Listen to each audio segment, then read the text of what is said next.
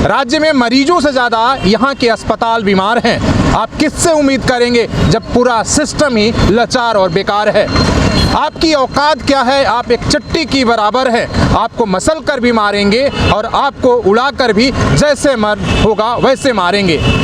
ये हम नहीं कह रहे हैं, बल्कि ये सरकार और ये जो चिट्ठी है वो देश की आम जनता है। आज बात हम हेल्थ सेवा की करेंगे। जब इस राज्य के 3.5 करोड़ लोगों के लिए आप देखेंगे, अस्पतालों पर नज़र डालेंगे, तो यहाँ जो अस्पताल हैं वो सिर्फ रेफरल है। आप अस्पताल में मरीजों से ज़्यादा आज यहाँ के अस्पताल बीमार हैं। जब इस राज्य के बड़े जनप्रतिनिधि से सांसद, विधायक, मंत्री या कोई IAS और IPS बीमार होता है तो उसके लिए देश के सबसे महंगी स्वास्थ्य सेवाएं उपलब्ध होती है। वो झारखंड के सबसे महंगे हॉस्पिटल में या तो इलाज कराते हैं या उनके लिए तुरंत एयरलिफ्ट करके दूसरे राज्यों में भेज दिया जाता है। लेकिन साहब, ये सवाल पूछना था, इस राज्य के 3.5 करोड़ जो आम जनता है उसके लिए आपने 22 सालों में क्या दिया है। 6 राज्य में मेडिकल कॉलेज हैं और इन मेडिकल कॉलेजों का हालात क्या है ये आपको बताने की ज़रूरत नहीं है। आप रिम्स से लेकर MGM से लेकर धनबाद तक के तमाम जितने मेडिकल कॉलेज हैं वहाँ मरीजों से ज़्यादा अस्पताल ही बीमार है। कभी आपने ये खबर भी सुनी होगी कि किसी प्रसूति को स्ट्रक्चर नहीं मिलता तो बच्चा और जच्चा की मौत हो जाती है। कोरोना काल में आपने देश भर में देखा कैसे लोगों की दम घुटती रही, किस तरीके से सांसें थमती रही, लेकिन हमारे देश के जो सिस्टम है उसने आह तक नहीं भरा, उनके लिए फर्क ही नहीं पड़ा। इसलिए कि देश की आम जनता उनके लिए चट्टी की बराबर है। वो जब चाहते हैं कभी लाइन में लगाकर मार देते हैं, कभी जो ऑक्सीजन के लिए मार देते हैं, कभी दवा तो कभी कुछ राशन के लिए वो मारे जाते हैं। लेकिन दूसरी तरफ आप देखिए कि जो देश के जो हमारे जनप्रतिनिधि हैं, बड़े से बड़े मंत्री हैं, IPS ऑफिसर हैं, IAS ऑफिसर हैं, उनके लिए इस देश के अगर वो बीमार हो जाते हैं, उन्हें छींक भी आ जाती है तो उनके लिए पूरा सिस्टम खड़ा हो जाता है। तो ऐसे में ये सवाल पूछना लाजमी है कि आपने आम जनता के लिए क्या दिया।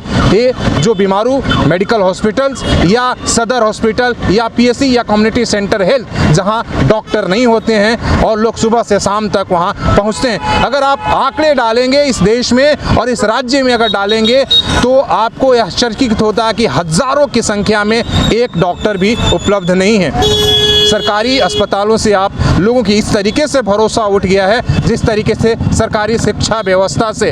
अब सीधे सीधे सरकार का एक तरीके से बिना बोले ये औपचारिक ऐलान है कि अगर आपके पास पैसा होगा तो आपके लिए स्वास्थ्य सेवा उपलब्ध है, अगर आपके पास पैसा नहीं है तो आपको मरना ही होगा। अगर आप सरकारी हॉस्पिटल्स में अच्छे लोग भी जाते हैं तो आज हालात ये हो गए कि वहाँ जो है लोग बीमार हो जाते हैं। वैसे में आपका मन में और हमारे मन में भी ये सवाल उठता होगा और ये पूछना पड़ता है कि आखिर जब हमारे देश के जो जनसेवक हैं, जो लोग हैं, उनकी जान की कीमत अगर इतनी है कि उन्हें छींक भी आती है तो देश का पूरा सिस्टम खड़ा हो जाता है और ये देश का आम जनता लाखों में मर जाता है। आप कोरोना के काल के समय याद करिए किस तरीके से मरने वालों के आंकड़े में फेरबदल किए गए, छुपा लिए गए।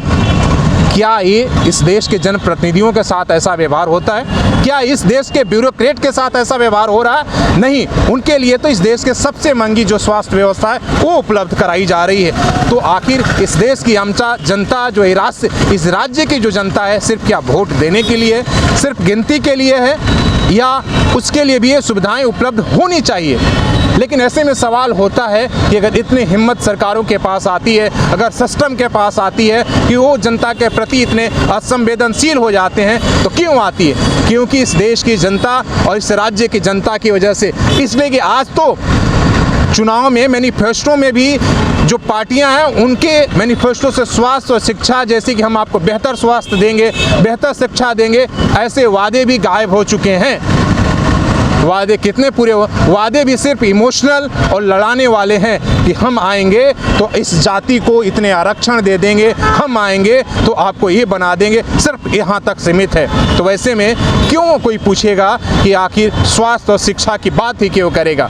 लेकिन पूछना पड़ता है जब इसी राज्य में एक तरफ मामूली इलाज के लिए लोग दम तोड़ देते हैं अस्पताल के बाहर, और एक तरफ दूसरी अगर किसी मंत्री जी को छींक भी आ जाए तो आप एयरलिफ्ट करा लेते हैं। सरकारी खर्चे पर आप इलाज कराते हैं तो पेट में दर्द उठना लाजमी है। इसलिए कि क्या आम आदमी की ज़िंदगी नहीं है? क्या आम आदमी की जो ज़िंदगी है क्या उसके परिवार के लिए मायने नहीं रखता?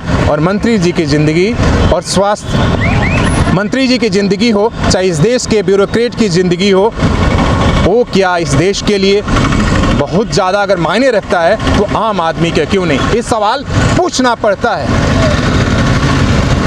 और इसीलिए कहना पड़ता है कि तुम्हारी औकात, मतलब आम आदमी की इस देश में औकात एक चिट्टी की बराबर है, जबकि इस देश की सरकार और इस सिस्टम जो है वो हाथी की तरह है। जब चाहती है आम आदमी को या तो मसल कर मारती है, या जैसे चाहती है लाइन में लगा कर मारती है, या राशन का लाइन हो, या आपके जो है फ्री के देने के नाम पर जब चाहे भगदड़ मचा देती है, क्या कोरोना के लाइन में मारती हो। इसलिए सवाल पूछना पड़ता है। तो आप झारखंड के 22 सालों में जो 6 मेडिकल कॉलेज थे, क्या आप नए कोई मेडिकल कॉलेज नहीं बना पाए, अच्छे हॉस्पिटल्स नहीं बन पाए? आखिर कमी किसकी है?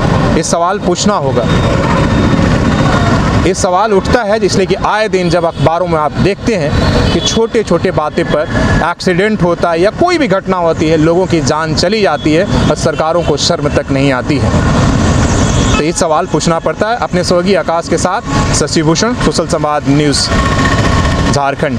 अगर आपको भी इससे अगर दर्द होता है तो सवाल पूछिए, नहीं तो इसी तरीके से सरकार असंवेदनशील होती रहेगी और आप जो है जब चाहे जहां भी सरकारें आपको मारती रहेंगी। धन्यवाद।